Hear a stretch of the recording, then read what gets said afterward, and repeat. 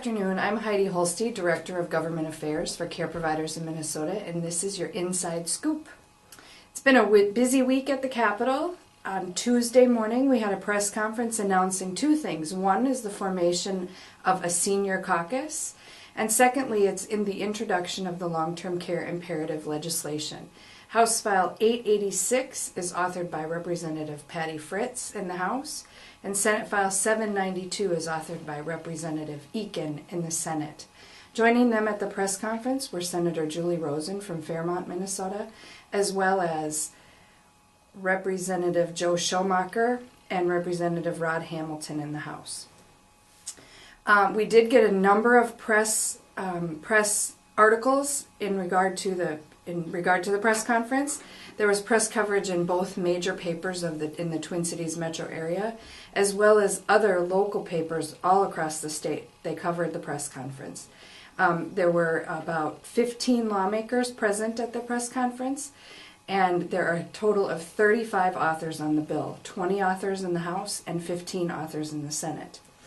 And then yesterday in the Star Tribune, there was an opinion editorial piece authored by our very own Patty Cullen, discussing the need to invest in long-term care. Patty authored that along with our partners at the Long-Term Care Imperative.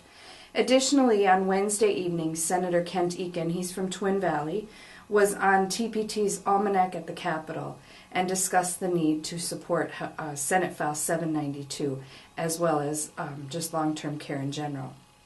Today, the budget deficit, or the new budget forecast, has been announced. Essentially, what state officials from the Department of Minnesota Management and Budget said are that the February forecast shows a projected deficit of $627 million for fiscal years 2014 and 2015.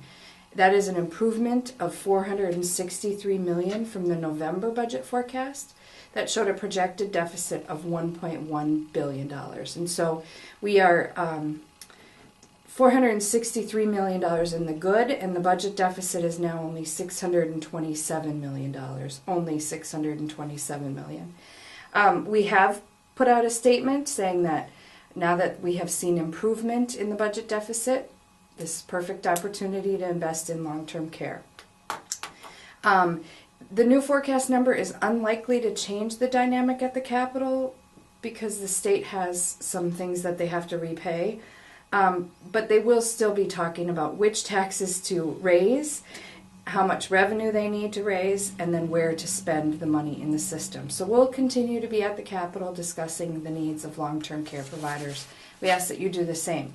Remember that March on the Capitol is March 11th and March 19th. I'll tell you that on March 19th we have actually reached capacity for that day. So if you're planning on coming, please consider coming on March 11th. If you are already registered for March 19th, it's fine. We've made your appointments. You're all good to go. The final thing I want to talk about today is Care Providers in Minnesota, along with our partners in the Long-Term Care Imperative, did submit a letter to the House committee that heard the minimum wage increase bill this week.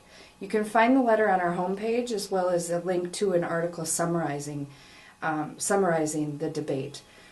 Our letter was referenced a couple of different times in the debate, indicating our concern for the increase in the minimum wage. So please visit our website to get more detail. So that's your Inside Scoop for today, and thank you very much, and we'll see you next week. Thank you.